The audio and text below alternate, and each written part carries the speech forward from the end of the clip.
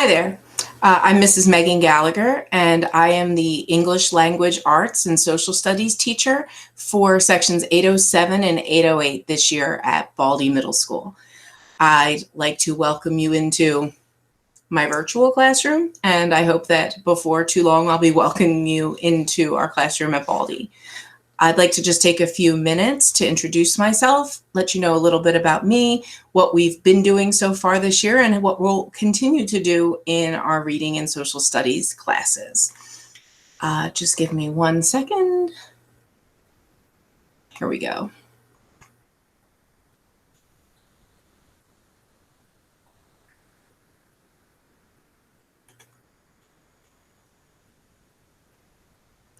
All right, so I'd like to welcome you and repeat my welcome to your child, to my class for the 2020-2021 school year.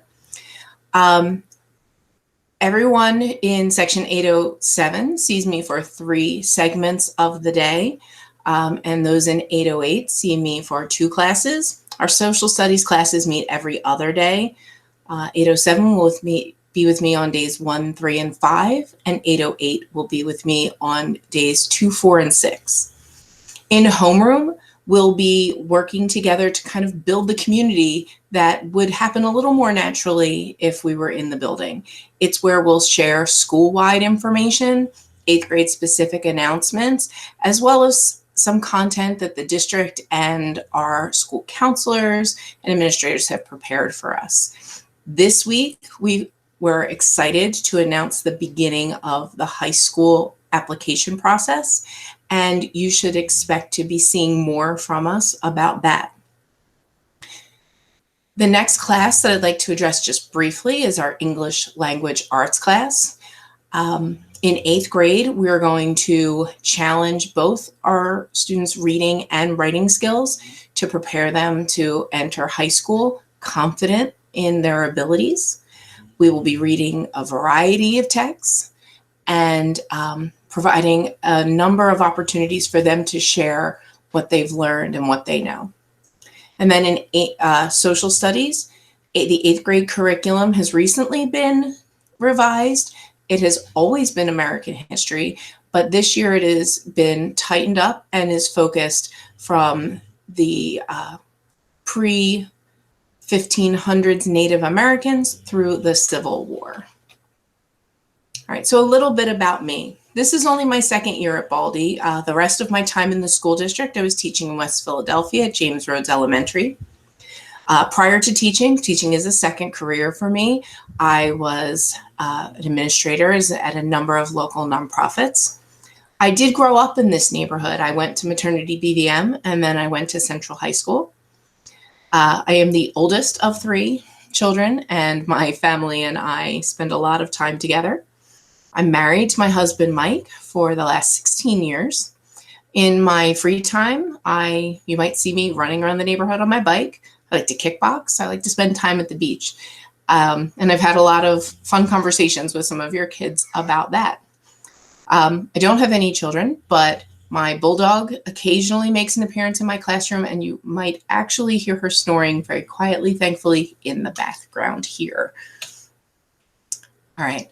So here's just a simple quote from Dr. Seuss. The more that you read, the more that you know, the more that you learn, the more places you'll go. I want reading to be fun and engaging for your child. So this year in ELA, we're going to focus on 4 things. Literature. We will read everything from short stories to novels. They're going to represent a wide range of topics, a wide selection of authors, and a wide range of eras that they are written in and written about. We're also going to focus on informational text. And really, as much as when we think of reading, we think of the stories, informational text is vital for academic and career success. So we're going to work on informational text as well. In order to evaluate informational text fairly, we're going to focus on some research skills. We're going to work on figuring out how to determine if a source is valid and how valuable it is, so that we know that the information we're reading is accurate and that we can defend or back up our opinions. We're going to work a lot on finding our voice and being able to share it. And the way that we'll do that often is through writing. We're going to practice all sorts of writing, technical writing, persuasive writing, narrative writing, all in an effort to improve our communication skills. And this is one of my favorite quotes about history, and that is that history is about people and I am a person, so history is about people like me. I ask my students every year at the beginning of the year what their thoughts are on social studies, and there is usually a wide range of opinions. And what I tell people is that history is the stuff that movies are made of, good, bad, and indifferent. There is a story there, and my goal is to make history or social studies come across as more than just a series of names and dates that aren't connected to each other. So in our social studies class, we will talk about American history. That is the primary focus of our curriculum. The first unit will focus on Native Americans, and in the first quarter, we will also talk about European exploration and the founding of the 13 colonies. We will touch upon current events, remaining aware of what's going on in the world and its connection to both American and world history. We're also going to talk about media literacy. There is a lot of information out there, and some of it is terrible. So again, just like in reading, we're just going to determine the validity of sources and work to decide what our opinion is and understand the information behind it. And again, we will also focus on writing to improve our communication skills. So in this virtual world of teaching, I believe that Baldy has done a very good job of communicating what virtual teaching looks like here, but I'd like to just go over it again. Our time is divided into live and into flex. During live teaching time, students are required to live into a live session using the link provided. So your student may log into, if your student is part of 807, they will log into 3 distinct groups with me. There is a different link for homeroom, for reading, and for social studies. If your student is in 808, there are 2 distinct logins for reading and for social studies. And these links are always present at the top of their Google Classroom. Students will engage directly with their teacher and their classmates. All right, so just like in a regular class, participation is expected, and participation can look very different. In my class today, we had students who would unmute themselves to speak out loud, students that would throw answers into a chat. We used a piece of technology to have an interactive workspace where people worked together to finalize an assignment. So there are a variety of ways that a student can engage in the class and both contribute and take something away from it. As of right now, all of our communication will take place in Google Meet. We did discuss moving to Zoom, but there have been a number of technical difficulties for teachers who did go to Zoom. And so for now, since Meet has been working well, that's my intention. All right, I would like to encourage you to encourage your child to turn their camera on. I understand that there may be a number of reasons that they might not want to, and it certainly is not required. But I would hate to walk into school in November and have no idea what your student looks like. Later this week, I have built some time in to try to have one-on-one meetings with each student. So I'm hopeful that we can be a little more relaxed in front of each other there.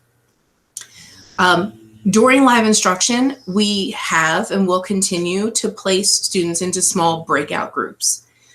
When that happens, I take turns going in and out of each group. So there may be a time when students are working collaboratively without me present in the room. And all of our normal expectations apply in these small breakout rooms, just like they would in the live classroom or the whole class Google Classroom. Another portion of our teaching time is spent in flex time. Flex time is student directed and student paced. All right, they are required to monitor their progress and engage in daily activities. And there are a number of examples on the screen of what flex time might look like. In my class so far, each week I have assigned 4 articles, and I have asked each student to choose 2 of the 4.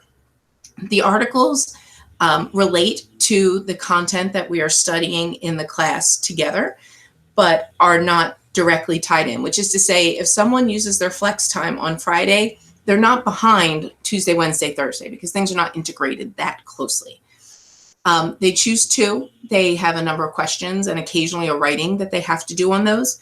And then they have a summary assignment to do for me where they let me know what they read and how they relate to each other and how they relate to the work we've done in class.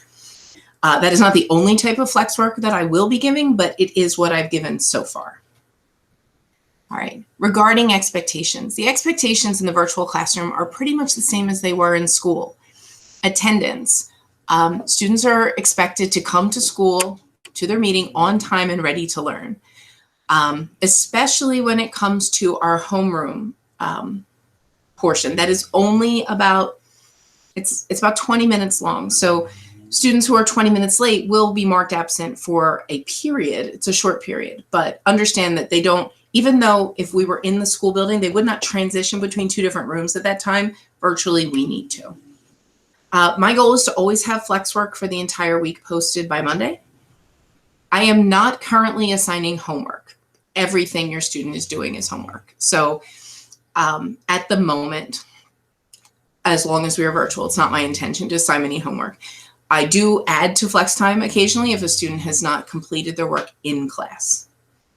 I do allow for students to make up work from when they were absent or that is late. What I do request is I will have a Google form.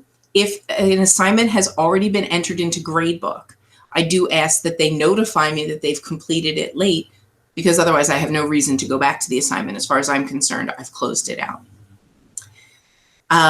Supplies, the only supply that I ask is that I did ask students to have a notebook for social studies. We maintain an interactive notebook that lasts all year. And because I am optimistic that we will be back in the classroom at some point, I didn't want to have to start that later. There have already been 2 assignments in the interactive notebook. We do most of our communicating through Google Classroom. However, I do frequently use Class Dojo as well. You have access to your students' grades and other information through the parent portal. And currently on our school website, there is a Google form that you can use for absence. Please note that there is an absent code available for technological difficulties. Wi-Fi is out, problem with our school district Chromebook. That is an excused absence, but you need to let us know within 3 days of the absence so that it can be properly coded. And then here is just the breakdown of information where how you can contact pretty much everyone who is on your child's team this year. Mr. Hofstetter, our principal, Ms. Nusky, our assistant principal, Ms. Stavrakis, the 8th grade counselor, Mrs. Ryan and Mr. Carr, our deans, Ms. Ahern, our special education liaison. My contact information is here, as is Ms. Ginyard's, their math and science teacher. We also have Mrs. Rogers, our English as a second language teacher, and Ms. Nesby and Mr. Fernandez, our learning support teachers. I am really excited for this school year, and I think it's off to a great start.